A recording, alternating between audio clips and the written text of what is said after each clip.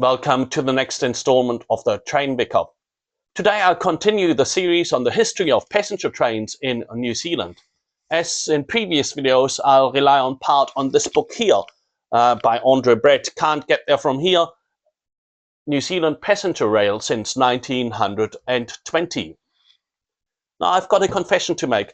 For this video I don't have access to a whole lot of archive footage, either film or photos.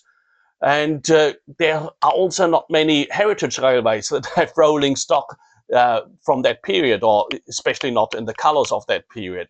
So I'm a bit reliant on other things, particularly my memory and memorabilia. I've got quite a bit of that. So let's tell the story through those. I still have the ticket from our first long-distance rail trip here in New Zealand. And as you can see, it says New Zealand Rail Passenger up there. So what happened with the Intercity brand? Like here. Well, Intercity, the bus services were sold by the government in July 1991 to a consortium of bus companies from New Zealand, and along with that, the name Intercity.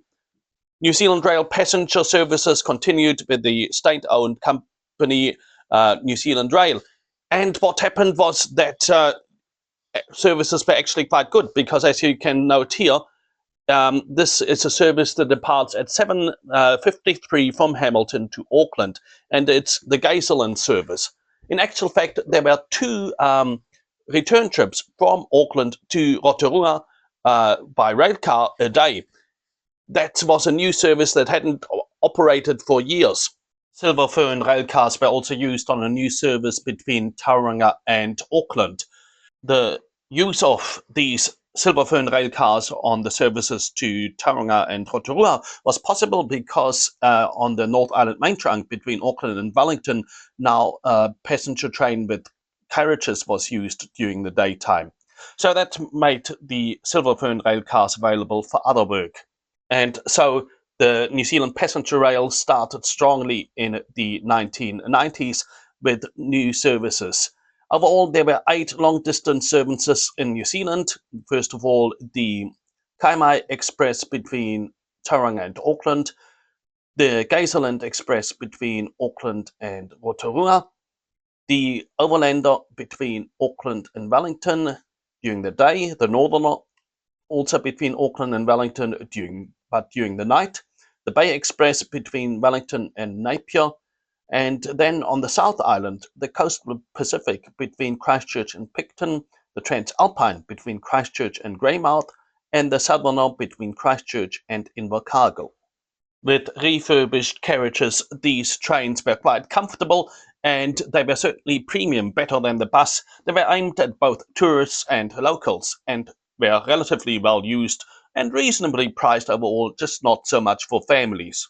While this renewal was going on nationally, things also changed in the Auckland suburban network. Now, the Auckland suburban train network had survived the 1980s, but just. It was operated by old diesels with a few old carriages, mainly Monday to Friday at peak time, so it was a basic service. Then in 1990, a new manager was appointed for City Rail, Raymond Siddall. He was sent there to pretty much close down the service graciously. But once he got there and looked at it, he realized that under the current contract, he could change it so that New Zealand Rail could actually make a profit by changing the operations. And then, in addition to that, he realized that there would be some old rail cars available in Perth, which might fit the New Zealand conditions, the Auckland suburban network. In addition, he suggested a few other changes which would increase patronage and really bring more passengers onto rail in Auckland. His plans ran into some opposition because at the time there was a proposal for light rail in West Auckland. Now, in actual fact, that didn't happen, mainly due to local politics. Both the City Council and the Regional Authority didn't really support this. And so Raymond Siddall's proposal came about, but it was criticized heavily, as you can see in this feature here from one of the local newspapers. An increase of about 150% was what they suggested, and that was just, not possible, they thought. But in the end, the new rail cars came, services increased by about 100%. That means the number of services, and patronage increased well accordingly. Also now Saturday services were introduced. So within 2 to 3 years, that suggestion of more than doubling the number of passengers actually happened. And once a new railway station was opened in the city centre, well, patronage exploded drastically. But we'll get to that in a minute, because first of all, something else happened. This was the 1990s after all. So like in many other countries, the government in New Zealand threatened to privatize the railways here in New Zealand.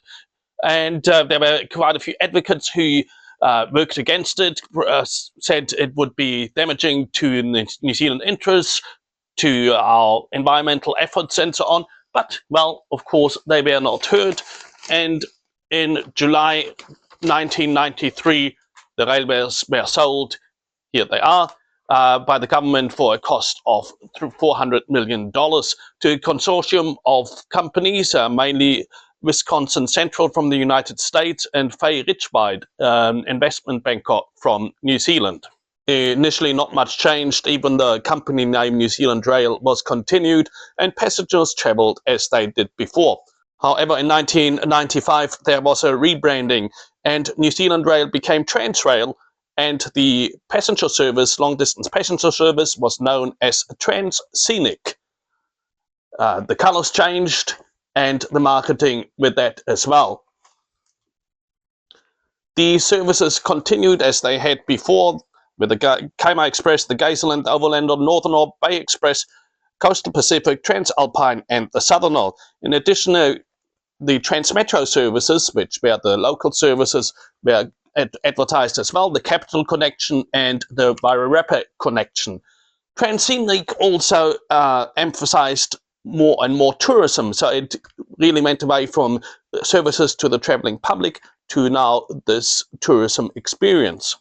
It was in the Tranz Scenic days that I traveled quite frequently by train, as you can see with just some of the tickets I've got here, all Tranz Scenic, particularly from Dunedin to Timaru or Timaru to Dunedin. It was my preferred way of getting between those two cities when I was a student. I particularly like to go on the Southerner here, and especially on the Friday night train, which for a few months left at 5 p.m. from Dunedin to go up to Timaru. For some reason, I never travelled further south of Dunedin on the Southerner to Invercargill, and I never travelled on the Southerner between Timaru and Christchurch either. I did travel a couple of times between Christchurch and Auckland by train with the Inter-Islander as well, which was at that time was cheaper than flying actually, but took, of course, a lot longer. I never travelled on the Bay Express or the Zealand service actually to Rotorua, just to Hamilton, or the Kaiwai Express to Tauranga. I was a poor student and had to watch my money. Now, looking back at it, I sometimes wish I had travelled on some of those train services, because what happened next was quite sad. As a private company, Transrail sought to make profits for its shareholders. So that meant paying out big dividends, and to enable that, the company sold quite a bit of its assets to other companies, for example, some of the locomotives, which it then leased back, and also it deferred maintenance quite significantly. In 1996, the company was floated on the stock exchange. In the coming years, many of the original shareholders sold down their holdings and made big profits. To continue those big profits, operations were squeezed even more. In 2000, a new managing director, Michael Baird, here was appointed, and he increased that momentum significantly. As part of that, maintenance was cut even further and everything was stuck to its bare bones. For New Zealand Passenger Rail, the vision was now: the strategy for rail passenger reflects our intention to sell these operations. A preferred purchaser has already been identified for Tranz Scenic, and we have agreed the principal terms for the sale of Transmetro Auckland. As soon as the Auckland deal is finalised, we will begin negotiations for the sale of Transmetro Wellington. In 2001, Tranz Scenic was sold to a separate company, mainly to West Coast Rail from Australia. This company only took over the most profitable services, namely the overlander between Auckland and Wellington, the northerner between Auckland and Wellington, the Transalpine, and the Coastal Pacific, which at that time had been renamed to Transcoastal. All the other services were shut except for the southerner, which the local government arranged for a few more months to keep open until early 2002. On 10th of February 2002, the last southerner service ran between Christchurch and Invercargill and Christchurch. This is the last southbound southerner service here near Selwyn. With tracks in a very bad condition, the new Train Scenic 2001 Limited had difficulties keeping to schedules, and the trains were regularly late and did not run very well. In 2002, Transrail was in a parlous condition, and the company was about to be taken over by Toll Holdings from Australia. So this here is the target company statement, which was sent to me as a shareholder, and Toll succeeded in taking over the majority of the company. It negotiated for the government to take over the network itself, that is the tracks, while Toll Rail would take over the operational company. Now, there were new Australian colours, but Train Scenic continued as before in a parlous state. In 2004, Toll took over Train Scenic as well and ran the company from then onwards. The Northerner overnight train between Auckland and Wellington ran for the last time on 12 November 2004. The daytime overlander service between the two cities was also threatened. There was quite a bit of commotion and publicity around that threatened closure, and it probably was one of the catalysts for the eventual sale of Toll Rail operations to the government, which then became KiwiRail in 2008. In contrast to railways nationally, passenger trains in Auckland were on the up.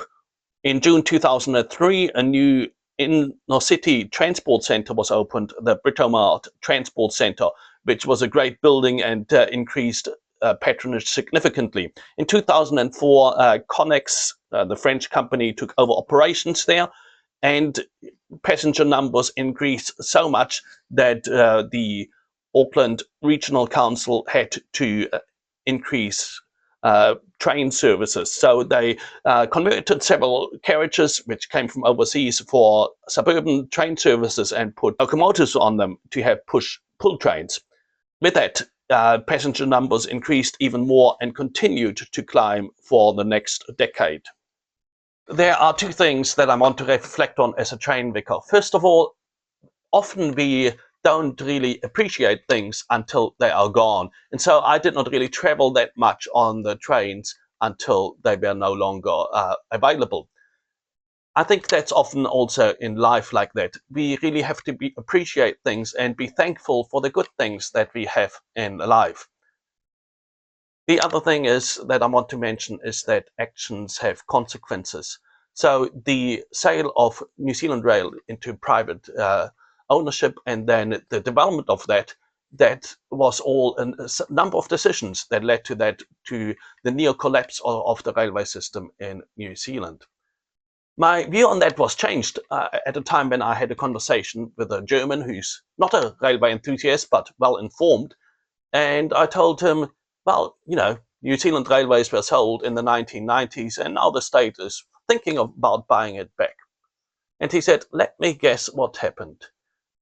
After it was sold, it worked okay for some time, but the new private company did not put any money into maintenance.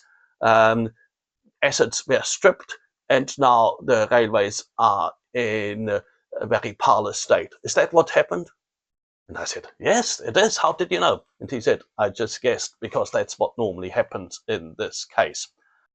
Just as there were prophets who warned the people of Israel, so there were people that warned the government and everybody who wanted to listen that this sale of New Zealand Rail into private ownership would be a disaster, particularly in the 1990s when greed was big. Of course, nowadays we need to listen to prophets just as Israel had to listen to them back then. But more importantly, we need to listen to the word of God in our lives as well, even though at times it may be uncomfortable and not what we want to hear.